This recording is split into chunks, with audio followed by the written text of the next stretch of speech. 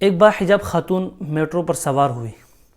Get کے اوپر اس کے برقعے کی جو چادر ہے وہ گیٹ پہ اٹک جانے کی وجہ سے لڑکھڑا جاتی ہے، گرتے گرتے بچ جاتی ہے. پاس میں بیٹھی ایک خاتون جس نے بہت ہی زیادہ کم کپڑے اور چست لباس پہنا ہوا کہتی ہے تمہیں ضروری ہے کہ اتنا بڑا لباس پہننا، اتنی بڑی چادر اپنے اوپر بدن پر ڈالنا، اپنے آپ کو گرمی میں سختی دینا اور اپنے آپ کو پریشان کرنا کیا ضرورت ہے؟ کیا کر رہی ہو؟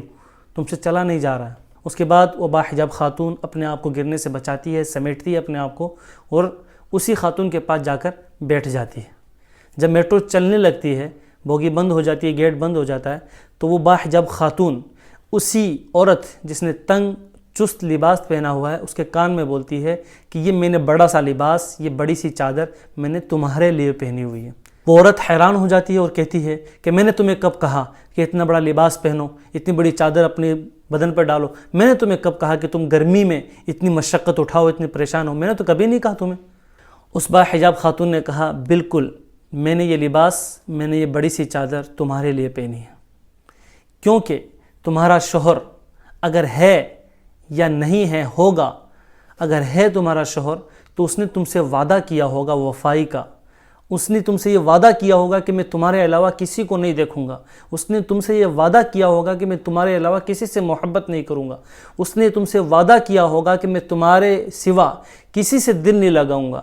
اب اگر میں کم کپڑے چست لباس پہن کر باہر نکلوں تو تمہارا شوہر میرے اوپر نظر ڈالے، اس کی وجہ سے اس کا تم سے دل اچاٹ ہو جائے گا، وہ تمہارے ساتھ وفا نہیں کر سکے گا، وہ تمہارے ساتھ دل لگانے میں خالص نہیں ہوگا. اس لیے میں نے اوپر یہ اتنا بڑا سا لباس ڈالا ہوا ہے تاکہ تمہارا شوہر میرے طرف نظر ڈال کر تمہارے ساتھ بے وفائی نہ کر لے.